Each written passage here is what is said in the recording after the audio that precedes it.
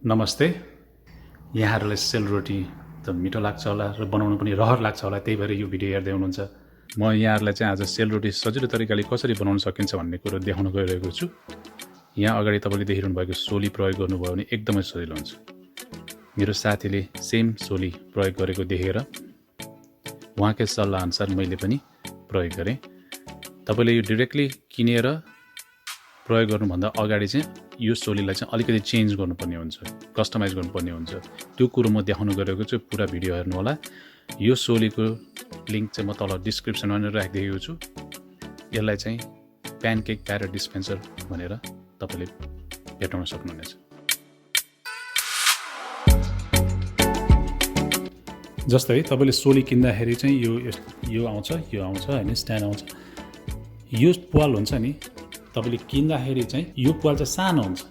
यो सानो प्वालबाट तपाईले डाइरेक्टली युज गर्नुभयो भने चाहिँ त्यो सेलरोटी राम्रो बन्दैन, एकदमै पातलो। यो सानो हो, यसलाई अलिकति ठुलो गर्नुपर्ने हुन्छ। यो कसरी गर्ने त भन्ने म देखाउँछु।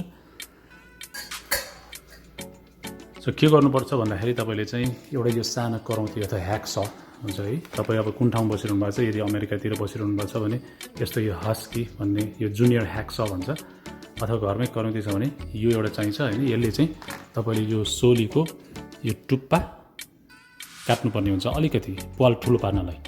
तर होशियार के हुनुपर्छ भने यहाँ भित्र यो एउटा स्टपर छ यो है, यो नकाटियोस् फेरि। सो सबभन्दा बेस्ट चाहिँ के गर्नुपर्ने हुन्छ भने यो पार्टलाई चाहिँ निकाल्ने, यो भित्रको पार्टलाई निकाल्ने अथवा यो थिचिरहे, एकजनाले थिचिरहे पनि हुन्छ। अनि त्यसपछि यो काट्दा हुन्छ बिस्तारै। हेर्नुस्, मैले यो भित्रकोलाई चाहिँ असर नगर्ने यति काटेँ। हेर्नुस्, यो सेतो देख्नु भने यो सेतोलाई चाहिँ स्टपर भन्छ भित्रको है, स्टपर। मैले यति काटेँ। यति काट्दै भनेको चाहिँ यो यस्तो थियो हैन। अनि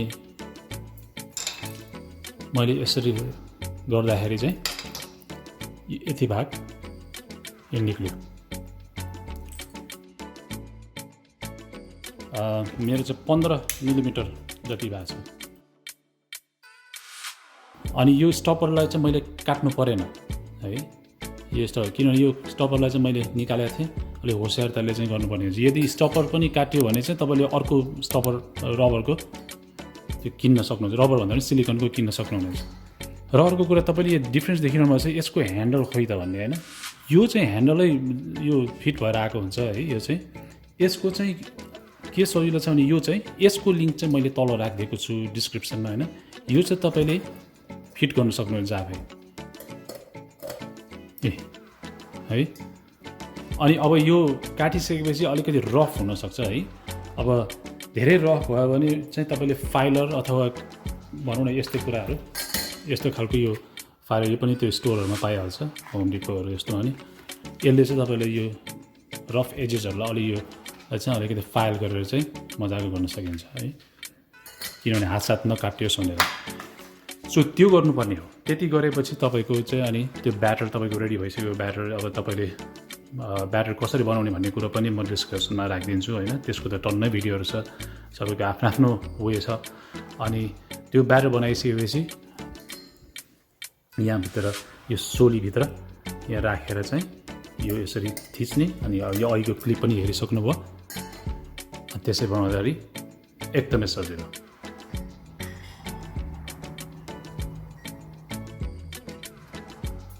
अर्को तरिका चाहिँ तपाईले त्यो प्वाल ठुलो पार्नलाई चाहिँ त्यो सोलीको प्वाल चाहिँ यस्तो ड्रिल तपाईको छ भने हैन, यो ड्रिल, यो बिट हुन्छ नि, यो बिट, यो चाहिँ अब 15 देखि 16 अथवा 17 मिलिमिटर वाला खालको यो बिट हुन्छ नि। जस्तो यो यहाँ भित्र यसरी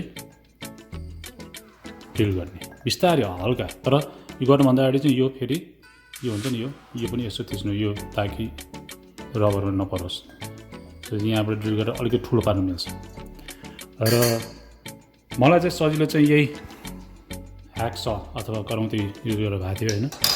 सो यो थियो सेलरोटी कसरी सजिलो तरिकाले यो सोलीबाट बनाउने भनेर। तपाईहरुले हेर्नु भएको थियो होला कति भिडियोहरु सोली प्रयोग गरेको छ, तर अलिक डिटेलमा थिएन त्यो सोली कसरी चाहिँ प्रयोग गरेको थियो भनेर। सो र अलिकति होसियार चाहिँ हुनुपर्ने हुन्छ है। जस्तो यो करौँतीहरू युज गर्दाखेरि तपाईँको कोही हेल्प छ भने उहाँसँग माग्नुहोस् र नबिर्सिनुहोस् कि यो भित्रको पार्ट चाहिँ यो चाहिँ निकाल्नुहोस् पहिला यो काट्नुभन्दा अगाडि है।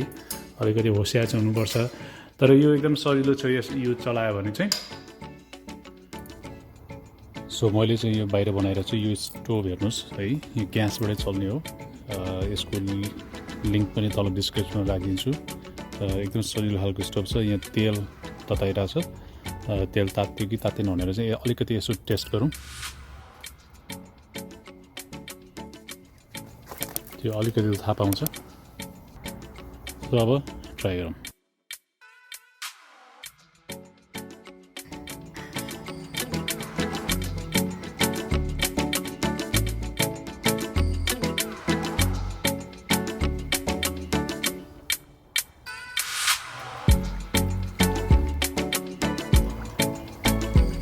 सो त्यसरी यो सोलीले चाहिँ बनाउन सजिलो भएको छ।